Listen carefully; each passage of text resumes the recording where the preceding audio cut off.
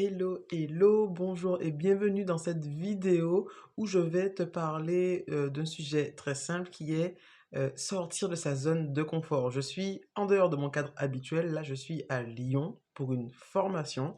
Je pense que je vous en parlerai, euh, je vous en parlerai. Enfin, je vous en parle de toute façon. Donc ce sera la 14e formation finalement, si mon compte était bon pour la vidéo précédente. Et donc là, en fait, l'idée dans la question de sortir de sa zone de confort, c'est, je vais essayer de vous illustrer ça en fait, dans ce que j'ai mis en place dans mon quotidien, tout en me décoiffant, parce que ben, là, il commence à être tard, je suis fatigué. Alors, première chose, sortir de sa zone de confort, donc bien évidemment, quitter mon CDI, c'est déjà sortir de ma zone de confort, je pense que vous l'avez bien compris depuis les différents épisodes. D'ailleurs, bonjour et bienvenue dans ce nouvel épisode de la série Je quitte mon CDI. Et donc, quitter mon CDI. Ok. Récemment, j'ai décidé de faire un truc que j'ai pas l'habitude de faire, à savoir prendre des douches froides. Ça fait quand même quelques semaines maintenant, je vous en ai parlé déjà. Donc, prendre des douches froides le matin. Sauf qu'il se trouve que là, on est fin novembre. Douche froide le matin en région parisienne, ça pique. Là, je suis à Lyon, donc on va voir ce que ça donne demain matin. Parce que le soir, ce sera douche chaude, faut pas déconner. Je veux bien faire des efforts, mais quand même, il y a des jours où bon, un petit peu de douceur quand même. Euh, donc, la douche froide le matin, c'est difficile, surtout au début, et ensuite on prend l'habitude. Ensuite, on prend l'habitude et enfin, c'est jamais vraiment agréable, mais ça te force à travailler ta détermination en fait, mine de rien. Et un autre exemple pour la question de sortir de sa zone de confort que j'ai expérimenté tout récemment, c'est avec des collègues, donc juste avant que je quitte mon travail, que je démarre mon congé sabbatique, on avait parlé de faire de l'escalade parce que l'une de mes collègues fait de l'escalade et donc hier, en fin de journée, on s'est rejoint dans Paris pour faire de l'escalade en salle. C'était super. Donc c'est elle qui nous a initiés, c'est elle qui nous a assurés. C'est-à-dire que lorsqu'on montait, c'est elle qui était au sol pour nous assurer, nous sécuriser. Et donc c'était sur des parois de 7-8 mètres. On a essayé d'estimer à peu près à l'œil, ça devait être ça à peu près 7-8 mètres. Et c'était vraiment super. J'ai découvert un univers que je ne connaissais absolument pas. Et ça m'a donné envie de refaire de l'escalade, quoi. Enfin, franchement, en fait, je trouve que ça te force à aller au-delà de ce que tu penses être capable de faire. C'est-à-dire qu'à des moments, je me suis retrouvé donc en hauteur, quoi, en hauteur, ne sachant pas où mettre le bras, comment, quoi attraper pour pouvoir continuer de monter. Mais il fallait monter quand même. Et donc, du coup, tu trouves des solutions, tu montes, tu montes, tu montes jusqu'à arriver en haut. Et puis, une fois que tu es arrivé en haut, t'es content, en fait, t'es satisfait, t'es fier de ta petite performance de débutant. Mais c'est super. Et je me suis dit que mes deux filles, qui ont 4 et 7 ans, j'aimerais beaucoup euh, leur faire découvrir ça aussi, parce que je me dis que lorsqu'on est enfant, se rendre compte qu'on est capable de faire des choses, se rendre compte qu'on est capable de faire confiance aussi, parce que mine de rien, tu confies ta vie, quand tu es à 8 mètres de haut là, tu confies ta vie à la personne qui est en bas en train de te sécuriser. Donc ça aussi c'est important et je me dis que même dans la relation parent-enfant, ça peut être quelque chose de pas mal en fait, de travailler ça, que les enfants aient confiance. Que les enfants aient confiance en moi et soient capables de me confier leur vie. Enfin, elles le font déjà, enfin, mine de rien, volontairement ou pas de toute façon, parce que je suis leur maman.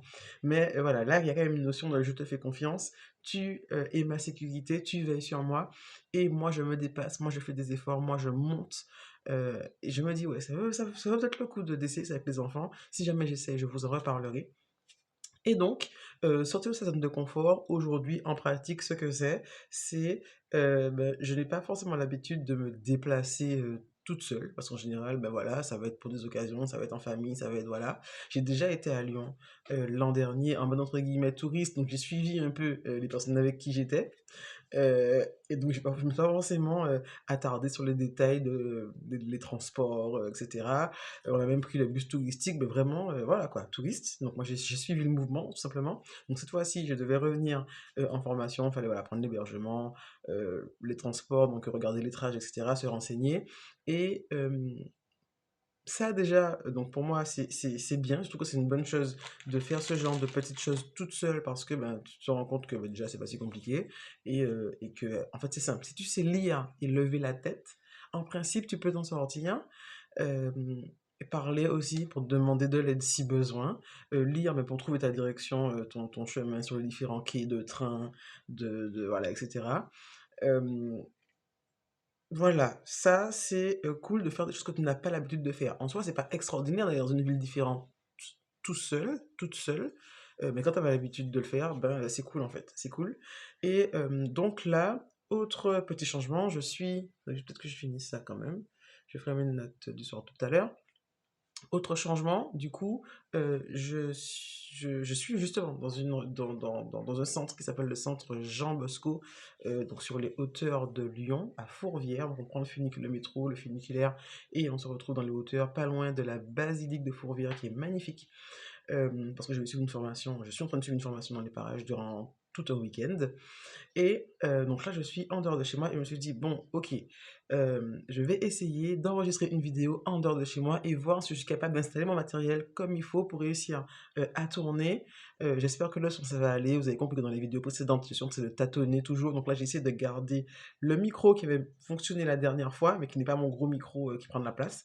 Et donc, pour préparer ce petit voyage, ce petit séjour-là, je me suis équipé pour pouvoir être mobile. Donc j'ai acheté un sac à dos. Où est-ce qu'il est passé? Euh, C'est ma voisine qui vend ce type de sac. Dedans, il y a toutes mes affaires qui rentrent, à savoir mon ordinateur, parce que je me dis si je veux bosser dans le train ou dans ma chambre, ou faire du montage vidéo, etc. Ma caméra, enfin tout mon matériel, quoi.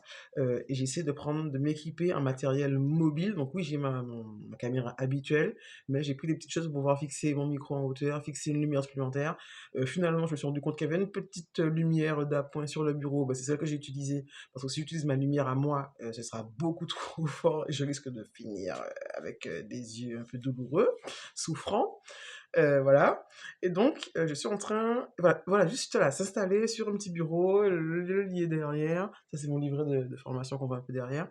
Et voilà, tout ça pour dire que changer un peu son environnement, changer ses habitudes, tester des nouvelles choses, euh, sans forcément, là, il y a même pas vraiment, enfin, je me pose la question de la notion de se mettre en danger. Pas forcément, sauf peut-être pour l'escalade hier, mais bon, il y avait quelqu'un d'expérimenté qui veillait sur nous.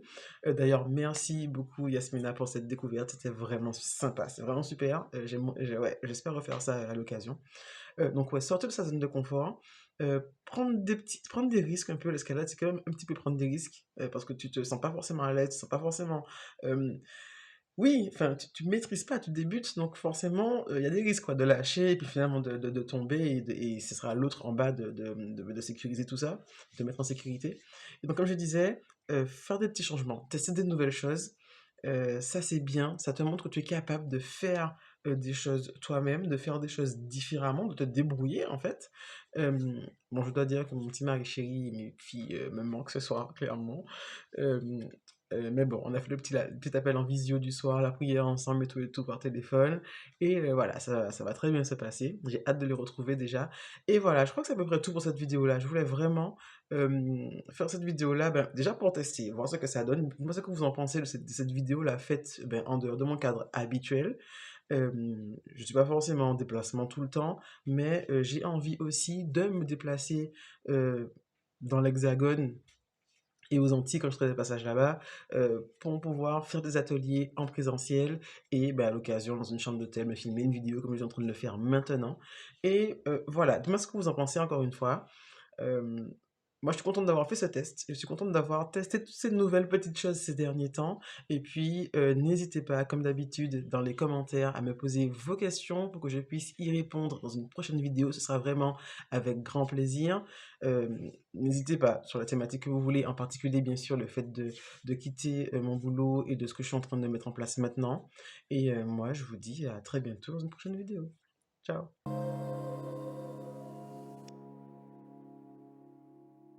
Ah oui, et la caméra pour éteindre, la télécommande plutôt, pour éteindre à distance, même si, même si ma caméra est à portée de bras en fait. Mais bon, on peut appuyer là.